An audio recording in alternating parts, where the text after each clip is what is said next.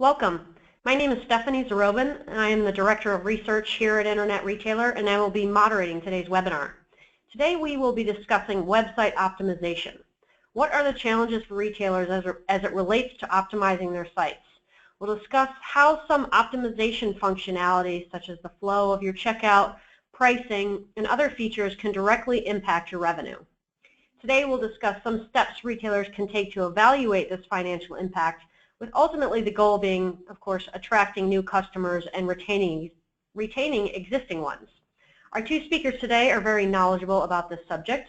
Our first speaker is Justin Bauer. He oversees product management and product marketing at Spec, a website testing and optimization firm, and the sponsor of today's webinar. Justin has a long history in e-commerce and technology, as he was Senior Business Manager at Walmart.com, where he led many site redesign and product launches there. He was also Director of Product Management at Rovi Corporation, where he worked on personalization type products that power the company's website and mobile properties.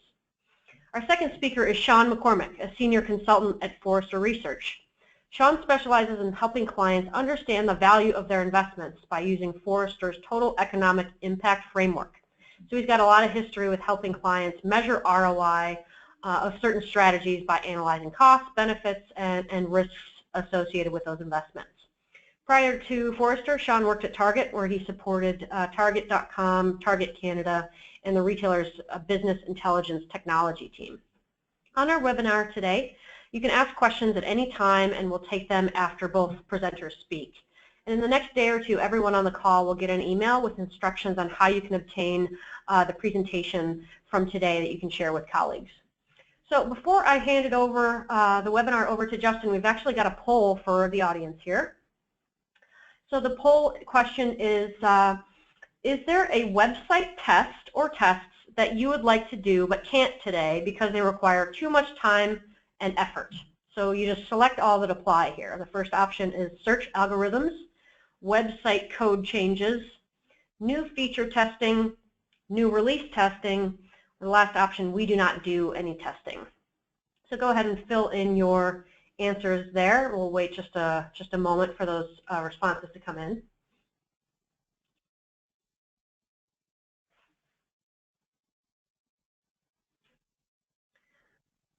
All right. If you haven't responded to the poll, please do so now. And we'll be closing the poll here shortly. And let's go ahead and close the poll. And we'll pull up the results here. Results show, okay, so 44% of you said search algorithms, 31% say website code changes, 29% say new feature testing, and 33% say new release testing. 20% say we don't do any testing. So with that, getting on with the presentation, I'll pass it along to Justin at Spec. Justin? Hi there. Thanks everybody for joining. I'm going to quickly just go over Spec at a glance. We're an optimization company, so we specialize in A/B testing, multivariate testing, personalization, all kinds of behavioral targeting, and we do grip that across multiple digital channels, so web, mobile app. We come from a place where we care about page load times and the experience, so we care about speed. And so we have a lot of different techniques as well on the kind of speed optimization and front-end optimization component. And wanted to talk to you essentially about how to include optimization in more parts of the digital experience and about how we see kind of more traditional, A/B testing solutions starting a bit too late in the process. I know we've all experienced the time, if you've been on the hook for conversion like I have for a digital experience, that one day the next you can see kind of a significant conversion change and you don't necessarily have a good understanding as to why. A lot of times, or at least sometimes, that can happen from not paying attention or understanding the impact that a site release or a major change, production release can have. And we just really wanted to talk through that problem and the benefits of solving it. We've worked with our clients over the past year or so to really come up with a solution, site-spec origin experiments. We help companies transition off of what I like to call a push and pray model, where instead of when you have a site release, pushing it to your entire audience, to push it to a select amount of audience to understand the impact that that change will have, get that data and the understanding of that impact to the teams that can optimize the experience as fast as possible. And that has a lot of benefits around risk mitigation, extending the Agile process, a lot of things that we'll get into in a bit. And another side benefit of that is really being able to tie all the development work that you've just done or the effort that you put into making those changes and be able to tie that directly to a revenue impact. We see a lot of companies increasing the number of times that they're pushing code to their site. With each additional release, there is more and more risk if you don't understand what the impact of those changes are going to be. And so we just see this problem becoming a more and more important one to solve, and we're seeing a lot of benefit with our own customers. So in order to kind of communicate that benefit, we commissioned Forrester to really take a look, a deep dive of this at some of our customers, and to really understand the impact of origin experiments. And so with that, I wanted to introduce Sean McCormack. He's a senior consultant at Forrester, and he'll take you through the study. Sean? Thank you, Justin. Good afternoon, everyone. So as Justin said, my name is Sean McCormack. I am a senior consultant on Forrester's TEI, or Total Economic Impact team. So SiteSpec commissioned Forrester to write a total economic impact study on origin experiments, and I was actually the lead consultant and the author of this TEI study. Today, I'm going to explain what TEI is and then walk you through the results of the study. I'll discuss the details of the analysis and then also allow some time at the end for Q&A. So with that, let's start with what is TEI. As you can imagine, it's very important to understand the full business case before investing in any technology. And in fact, we surveyed IT executives and found that over 90% of IT decision makers find value in business cases, and over 60% of them believe it's very important to have that business case. But the question then becomes, what does an effective business case look like? And that is a good question. So there are multiple different methodologies out there. TCO, or total cost of ownership, measures all of the cost and cost savings, comparing the current state to a future state. ROI, or return on investment, takes that a little bit further and incorporates business process improvements as well as business effectiveness, like revenue growth. But TEI takes it even a step further by measuring both the cost of a TCO, business impacts of an ROI, and then layering in two more components, which are risk and the strategic impact. And that makes for a much more thorough and realistic analysis. So for this project, we follow a number of different steps. We began with a look at our existing research, as well as interviews with the different SiteSpec subject matter experts in order to fully understand what that value proposition of origin experiments was. Okay, we then conducted an interview with an existing SiteSpec origin experiments customer to understand their experiences and really understand the impacts that, that they were seeing after they had implemented SiteSpec origin experiments. Then we took a focus on the cost incurred and the benefits achieved, and we analyzed SiteSpec's customers' results and then validated those results with the interviewed organization. And then after that, we built a financial model based on those costs and benefits, and then calculated the return on investment, the payback period, and the net present value, or NPV. And then lastly, we wrote up the findings into a case study that presents both a numerical analysis, but also sharing a lot of the color behind the stories from that interviewed customer. And so if you get a chance, I would highly recommend reading the study. The TEI framework has 4 different components to it. So benefits, which rely on a look at the impact to the business. Okay, costs, which includes both the incurred cost and the cost avoidance, and then strategic flexibility, which helps to differentiate solutions that might offer an option of added benefit in the future for an additional investment.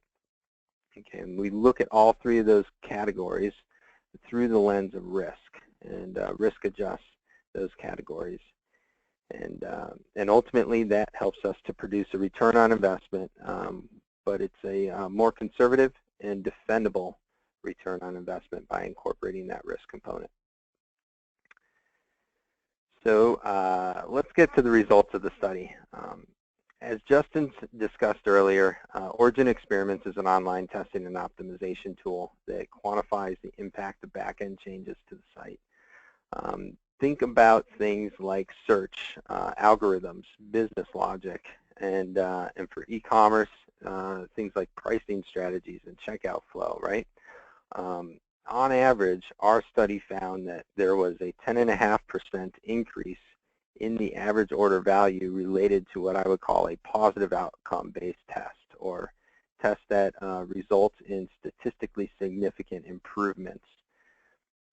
Overall, we found that Origin Experiments produced over $39 million in benefits over a 3-year period, and that equated to about a 30x return on investments and a $38.7 million net present value.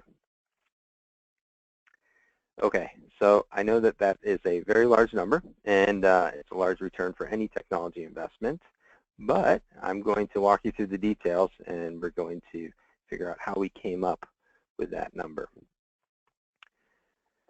First, I want to share some background on the organization that we interviewed. The interviewed company was a retail organization with over 500 stores within North America, and an annual e-commerce, and they had an e-commerce site that generates more than $1 billion in annual revenues. Okay, the e-commerce team utilizes an Agile Development methodology with both continuous release cycles, and they structure themselves with several product teams that are supported by data scientists as well. And it was really interesting to hear the background of how they came to work with SiteSpec. They said that before SiteSpec, their digital business was very immature, and that as they grew in maturity, the importance of having a partner like SiteSpec also grew. And so I think it's important to understand 2 things. One, that this customer was using a very rudimentary homegrown cookie-based solution before SiteSpec for testing purposes. And the person that I spoke with actually said that not having an adequate testing solution before SiteSpec created a lot of customer experience issues for them. And they also said that releases took a lot longer and that they were more rigid in nature. Okay. Ultimately, I think that the lack of a proper testing solution prevented developers from moving on to the next release, since they were having to work through all the issues that arose from the release. But the goal, both with partnering with SiteSpec and in their digital business, was to become a more mature and data-driven team, and to stop relying on that push and pray model, as Justin spoke about earlier. They wanted to become a faster digital team, right? They wanted to embrace things like Agile development practices and also speed up the pace of innovation and stay ahead of their competition. And having a testing solution like SiteSpec or Origin Experiments really helped to enable that for them.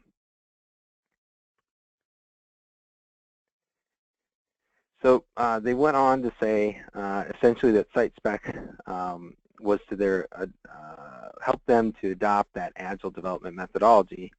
But this part I like about the quote is, without it, it just seems like insanity. And I think that's it's kind of funny, but also a very important comment to be understood.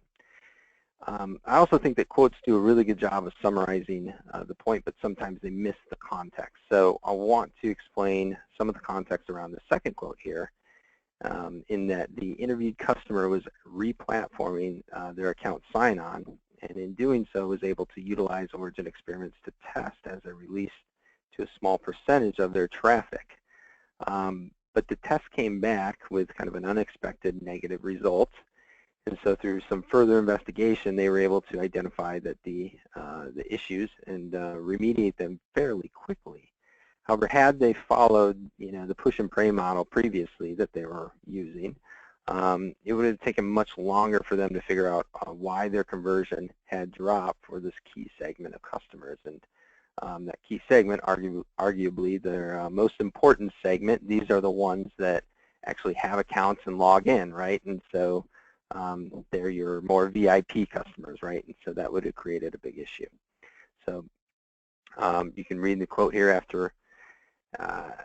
After releasing, we were able to, I apologize, after releasing, we were able to identify an issue, isolate the problem, and fix within 1 day.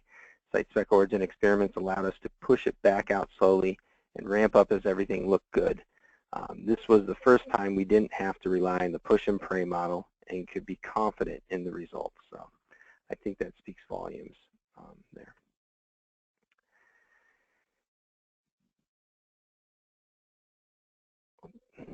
For this study, we quantified 3 categories of benefits. First was risk reduction, or the avoidance of negative impacts on the average order value. Second was an increase in revenue related to positive improvements in average order value. And third was labor savings, or time saved by enabling developers to be more efficient. Okay. So let's start with testing risk reduction. By identifying average order value decreases within updates before they were pushed into full production, the interviewed organization was able to avoid an average of 2% to 4% of average order value decreases. So these significant decreases were found in approximately 22.5% of their tests that they ran with origin experiments. So I want to walk you through this formula real quick that we used. So taking an average negative order value of approximately 3% and multiplying that by the total testing profit per year gave us the average dollar amount saved per test. Okay, now multiplying that product by the percentage of total origin experiment tests that showed statistically significant risk avoidance results in our total test savings, we were able to then annualize that number for those tests, and we used a half-year method, which helps to account for tests that occurred in the first half of the year and in the last half of the year as well. And the results was an improvement in annual profits of about $5 million to $10 million per year. Or you can look at that on a 3-year risk-adjusted present value basis, which was $18.5 million. Okay, so let's take a look at the testing improvements and then plug in the numbers to our equation that we just walked through. So origin experiments helped by identifying site updates that maximize the average order value as well, right? And so in doing this, average order value improvements were found between 8.5% to 12.5% in those tests. So I'm going to split the difference here. We'll plug in 10.5% to that average positive order value increase per test. Okay, and then from what the interviewed organization told us, the average profit margin increase per test was about $1.7 million. And by margin, I mean the revenue minus the cost of goods sold.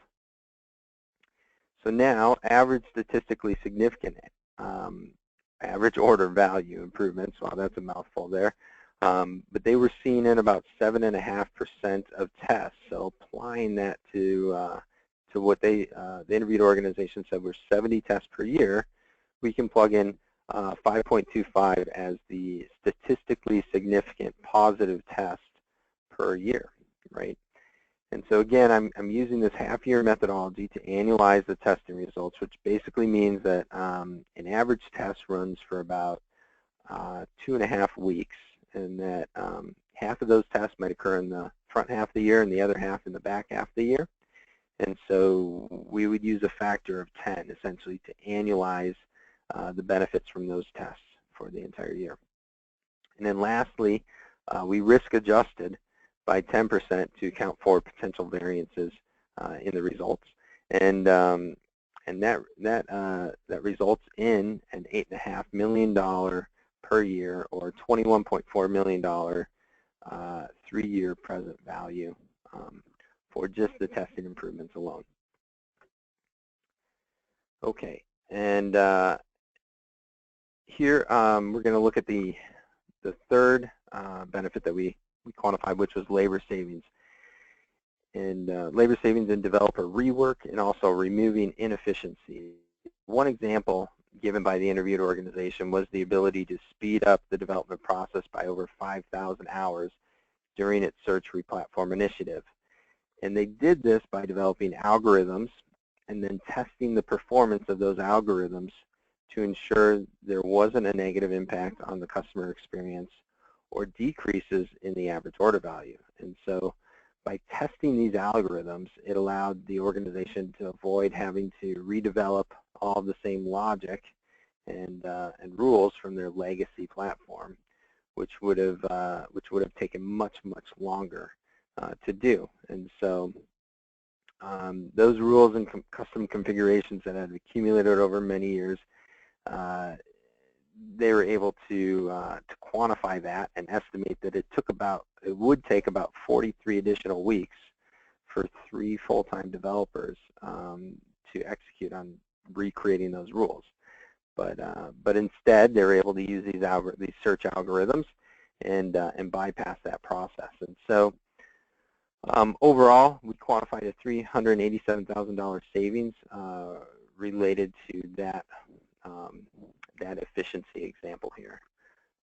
So I mentioned earlier how SiteSpec was enabling Agile development practices. And while this is a very important benefit and not to be lost throughout the study, we didn't have specific enough data to quantify that impact. And so that's why it goes on our non-quantifiable list.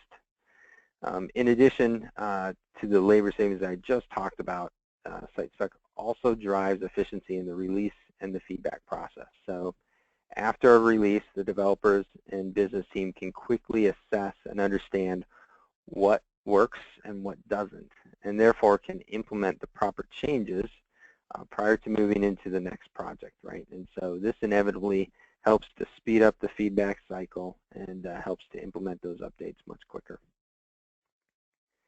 And then lastly, I wanted to share what I thought was a very interesting use case from the interviewed customer. And they were using SiteSpec origin experiments in targeting promotions and testing their effectiveness within specific geographical markets.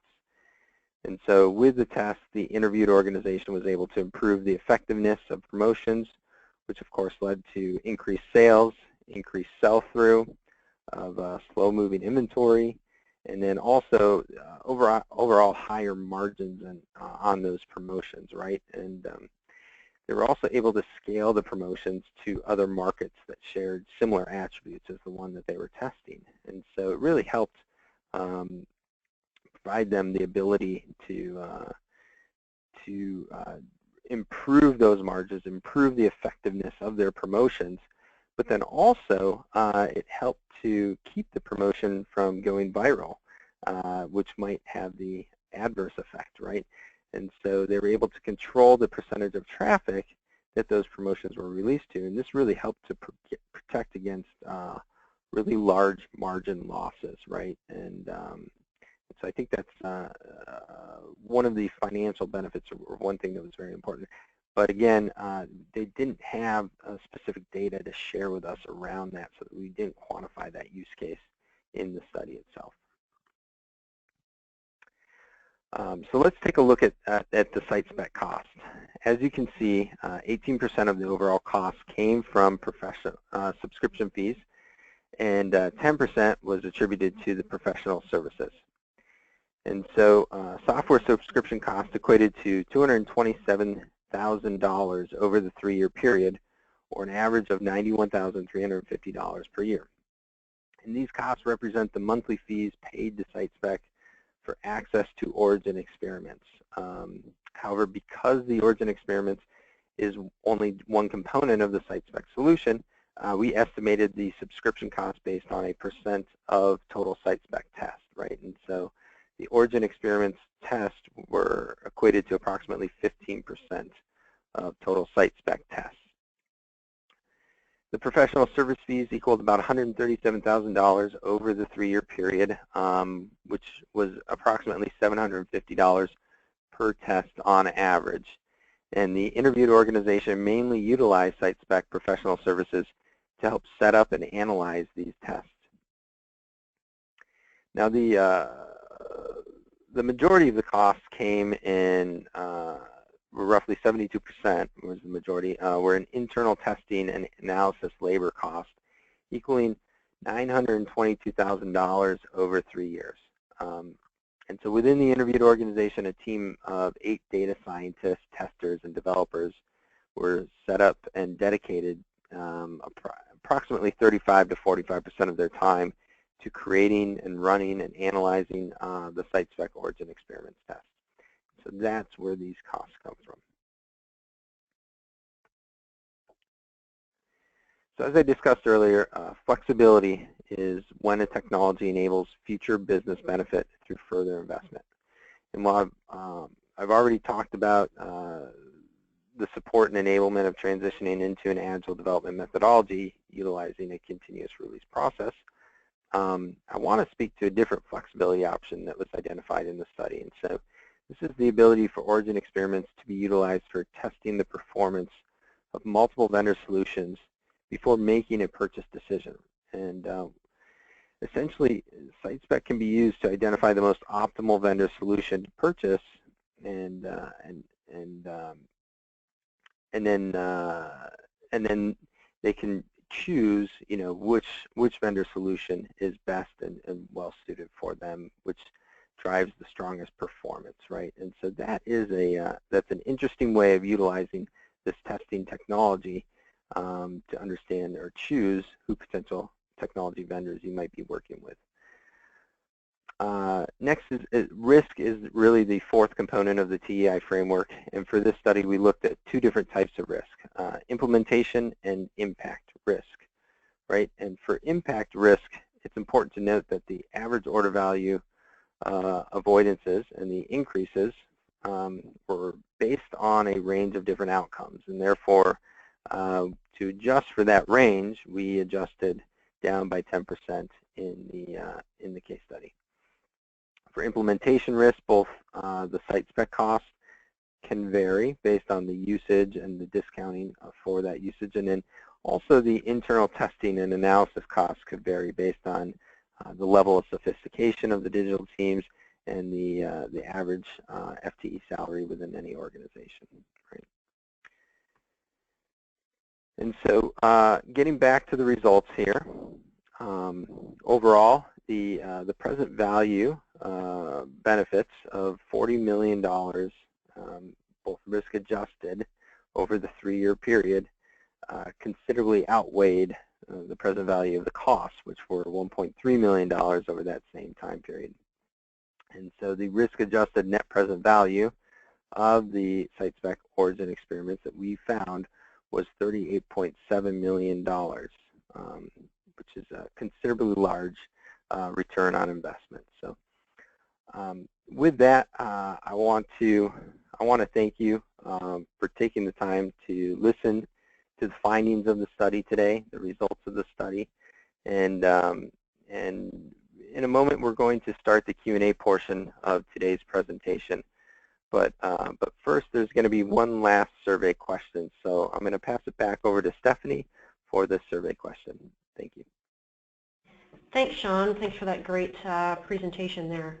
Yeah, so as Sean mentioned, we're going to ask some Q&A questions here shortly. If you have any questions for Sean, you can feel free to submit those now. But I do have a poll question here for you, if you could please fill this in. Question is, can you prove website code changes are having an impact on your company's business? The options are just please select one. Yes, we can track and measure. Almost, we can do some tracking and measuring. Sort of, we can do one or the other but not both. Or no, we don't need to. Or the last option is I don't know. So please fill in your answers now, and we'll wait a minute or 30 seconds or so for those votes to come in.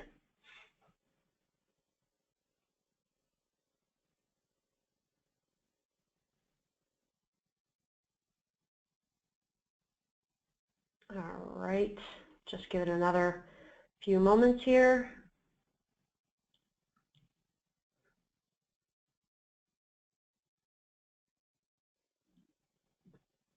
All right, and we'll go ahead and close the poll now. Thanks for submitting those answers, and then we'll look at the results here. All right, so the answers show, okay, 41% of you say almost, we can do some tracking and measuring.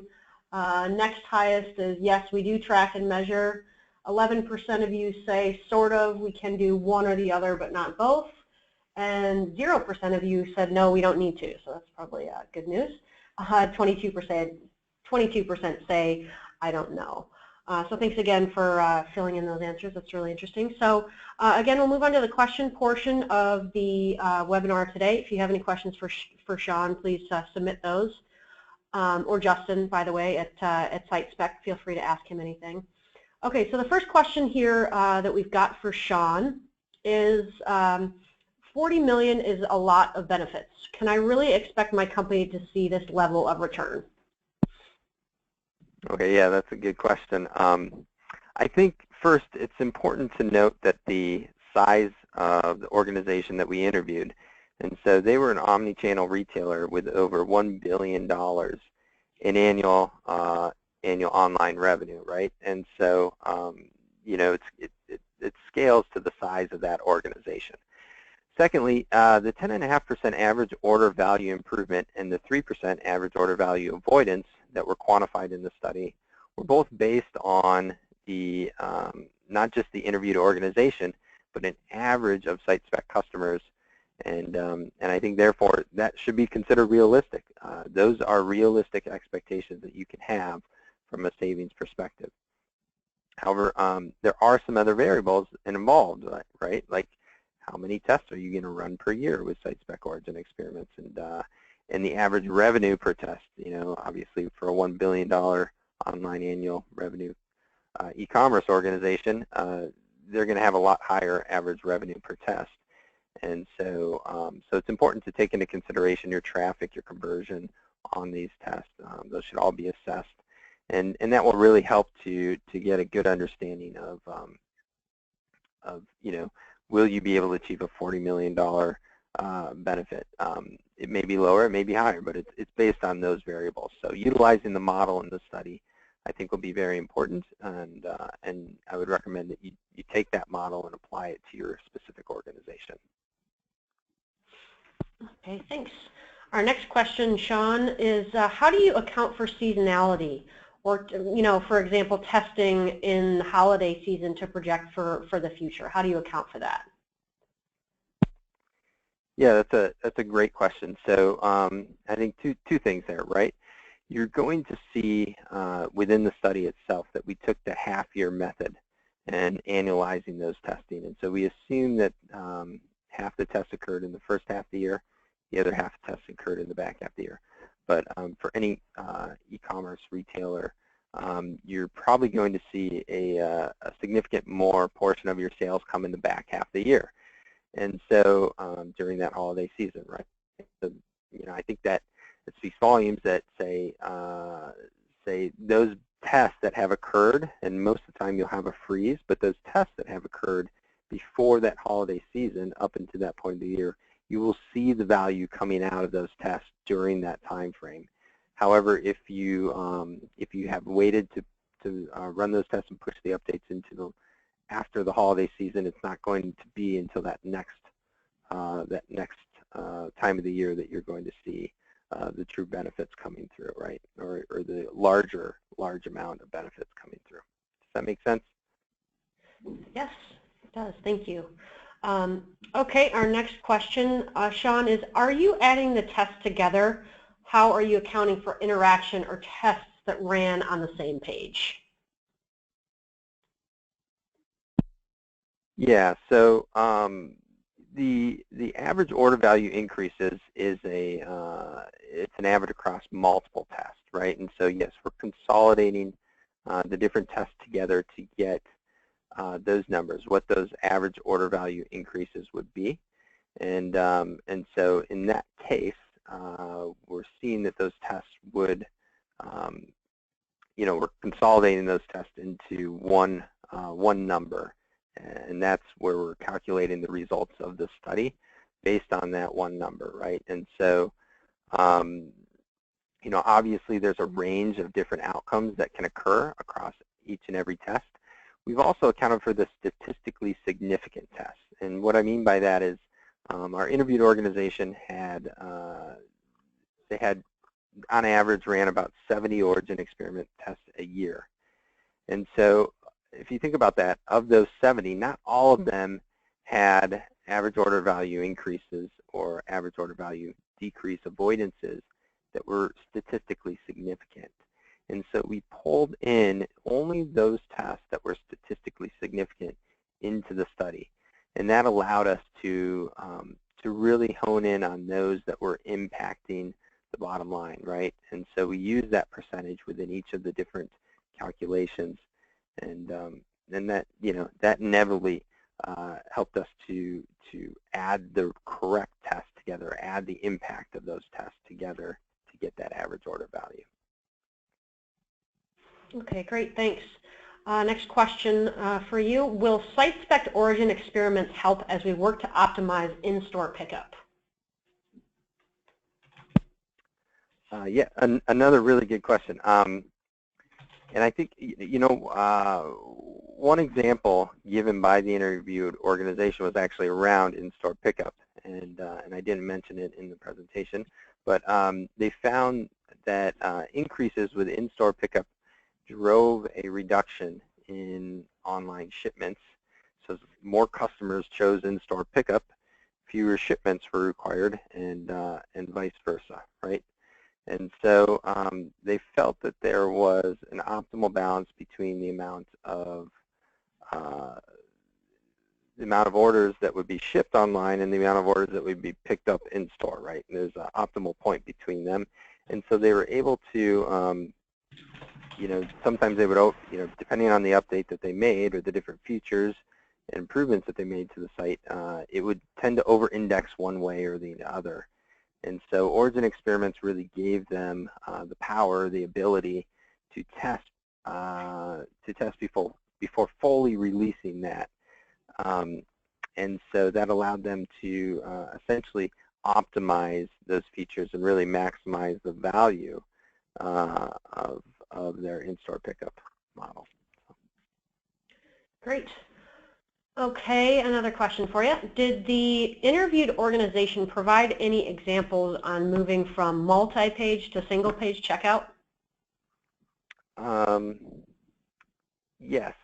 So they use site spec origin experiments to test how customers would react to the change, right? To the change of going from a multi-page to a single-page checkout, and they were able to really optimize or reduce the amount of carts during that checkout process, right? And so they didn't have a specific number to share with me, but they did say that as a result they saw definite improvements in the amount of completed checkouts, and have continued to utilize that single-page checkout strategy. So it really helped them to, I think in this case, kind of test and solidify a strategy of moving from multi-page checkout to single-page checkout.